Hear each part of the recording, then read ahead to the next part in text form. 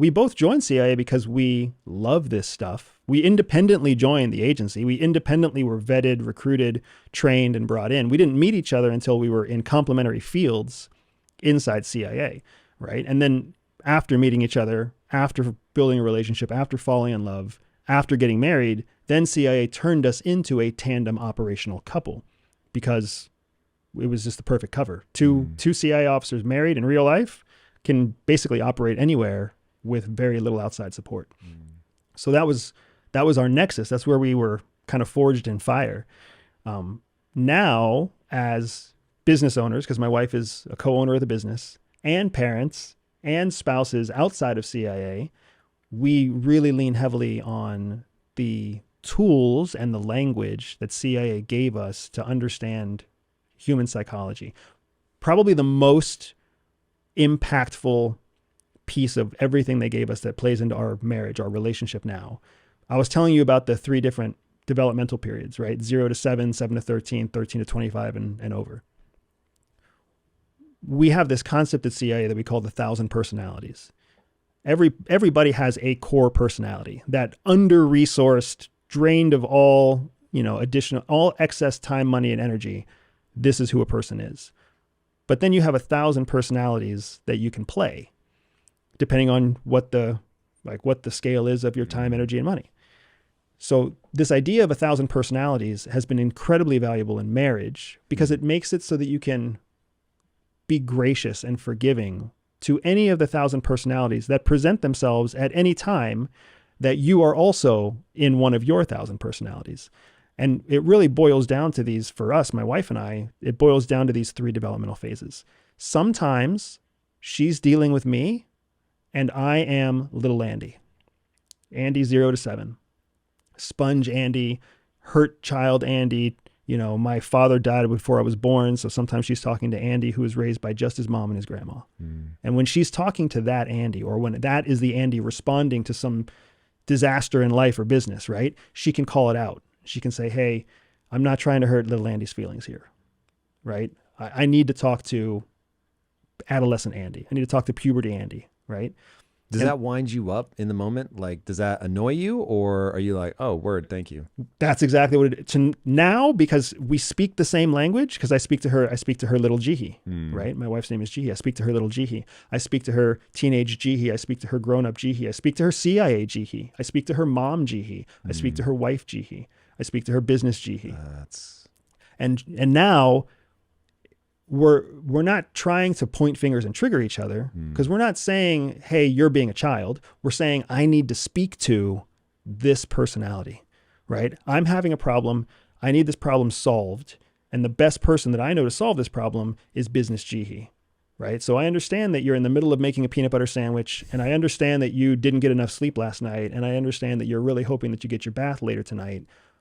All of those things are valid. But for this 5-minute conversation, I need to talk to business Jihi, right? And she can do the same thing to me.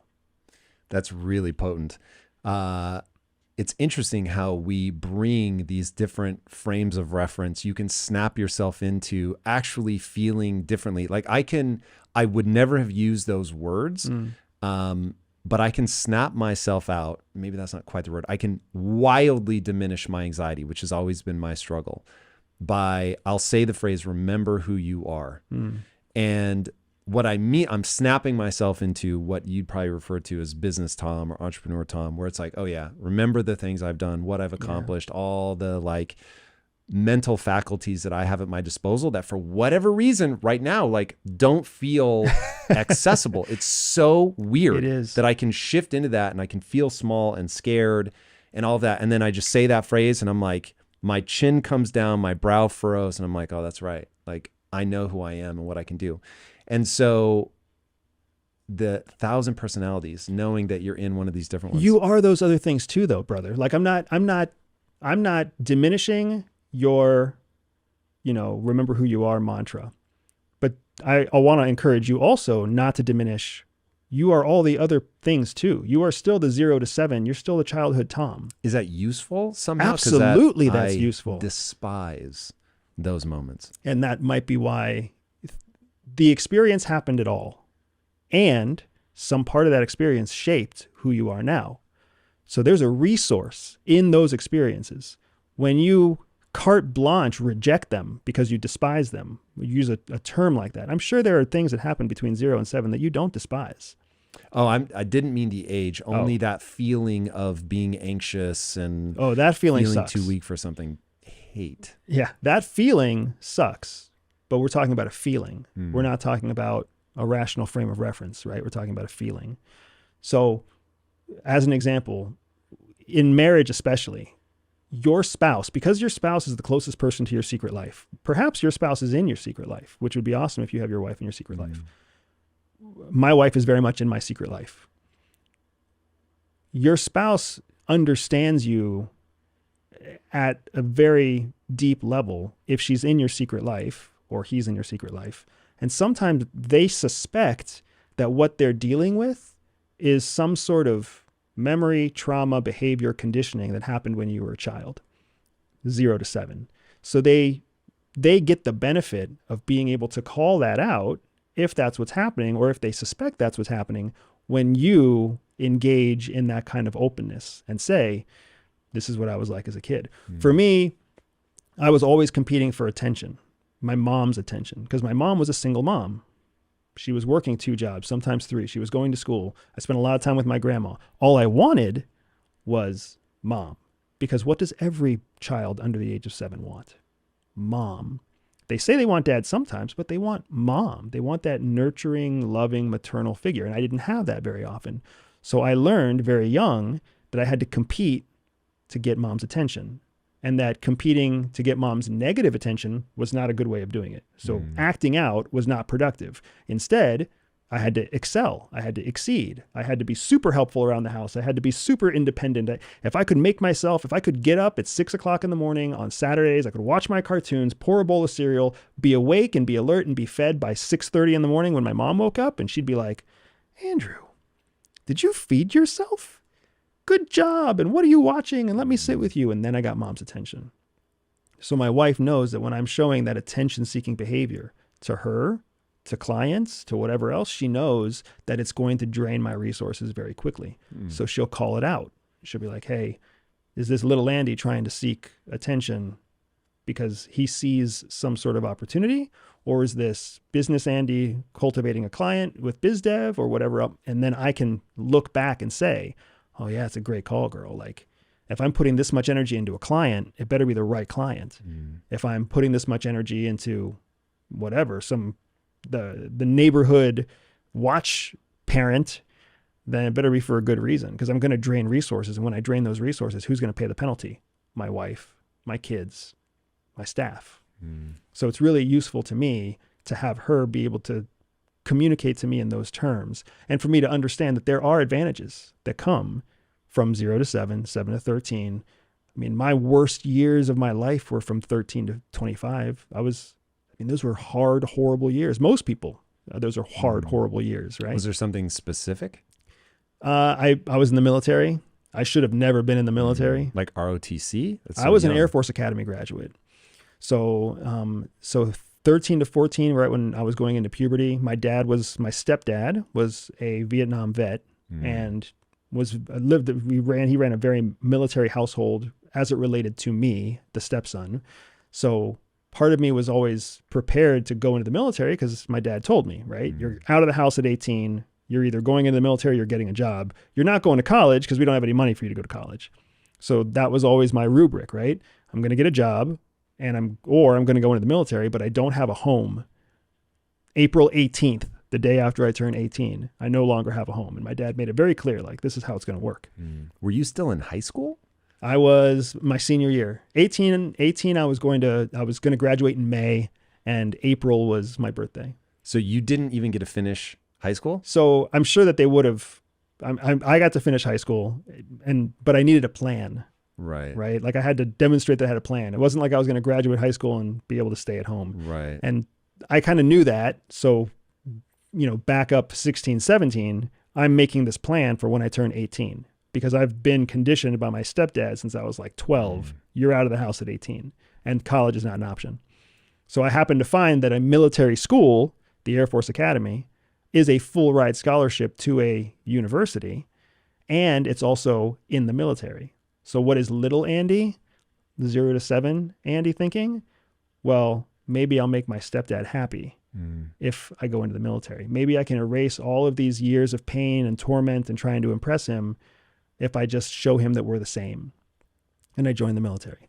Should not have joined the military.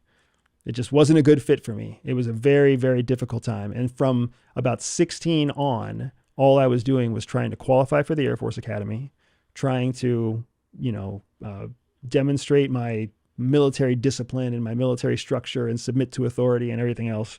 I was doing everything through a lens of, trying to prove that I'm successful in this realm. That's what so many of us do without even realizing that we do it or why we do it. I wouldn't change any of it for the world because I now have those experiences to pull from as I make my own decisions now. But a lot of that came because I was able to make my own decisions. It was me trying to fit into the rubric of following orders and being elite that took me to CIA. On my own volition, I don't know that that would have ever happened. So I have to look back at little Andy and teenage Andy and adolescent Andy and all the trauma and all the challenges that drove me through what I experienced because they contributed to why CIA recruited me. Yeah. Do you think that they contributed to why you're a high achiever? Absolutely. So another one of the first lessons that you get at CIA, at least in CIA field operations, one of the first lessons they tell you is that there's a strong connection, an empirical connection between childhood trauma and high achievement. That the science is out there. I've looked it up on my own. The connection is extraordinary. That people who experience the right amount of childhood trauma, the right amount being enough that you had to prove something, but not so much that you had to adopt external coping mechanisms, right? Whoa. Well said, like drugs. Correct. Drugs, addictions to pornography, substance abuse, submitting yourself to the authority of others, right? Like there's a certain amount of trauma that's the right amount of trauma that turns you into this high achiever. You always have to win something because you're trying to win favor, win attention, win rewards, win glory, win something.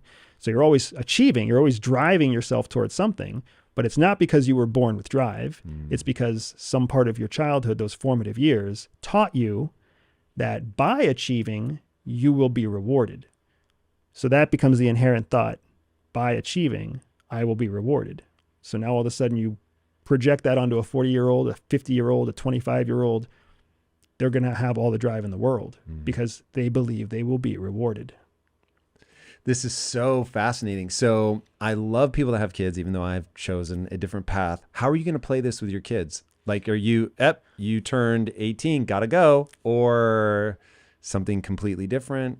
Yeah, it's funny. I have to admit that I haven't got it figured out yet. I don't have it figured out 10 yet. years old already. I know. And the days just keep on rolling. There are certain things that I've chosen to value. And my wife and I have these conversations pretty often.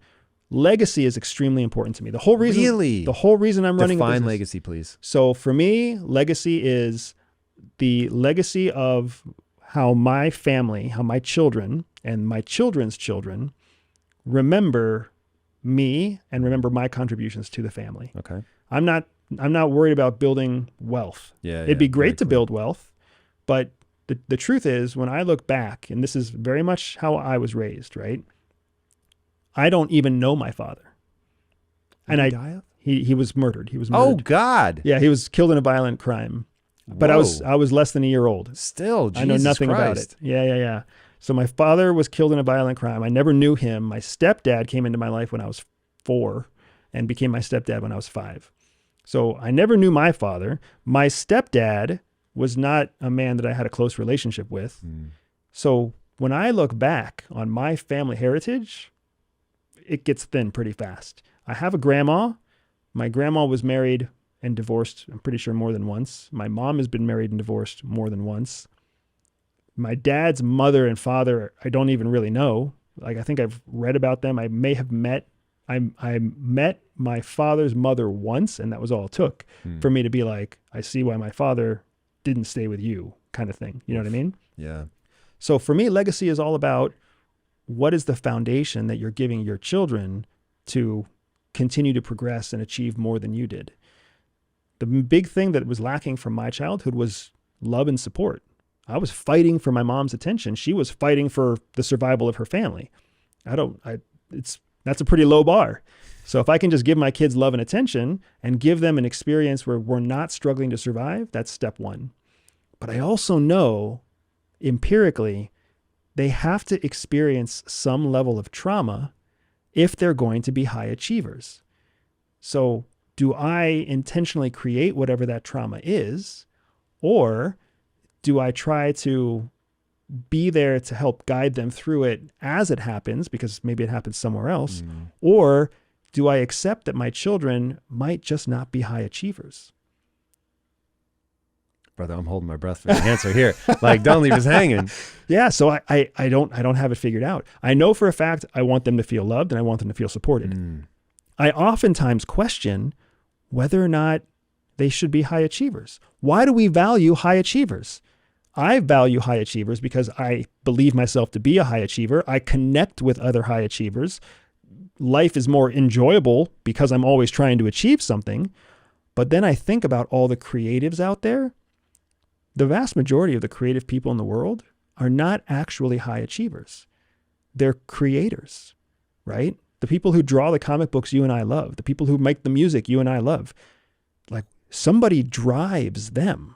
Somebody creates a schedule for them. Somebody creates a production schedule for them. Somebody forces them to go on tour. Somebody drives them. And that's why we see so many amazing artists turn to coping mechanisms like drug, alcohol, and everything else to try to get through the stress of their life.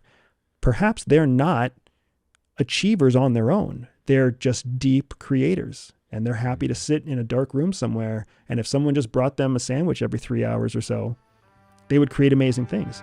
So I don't know.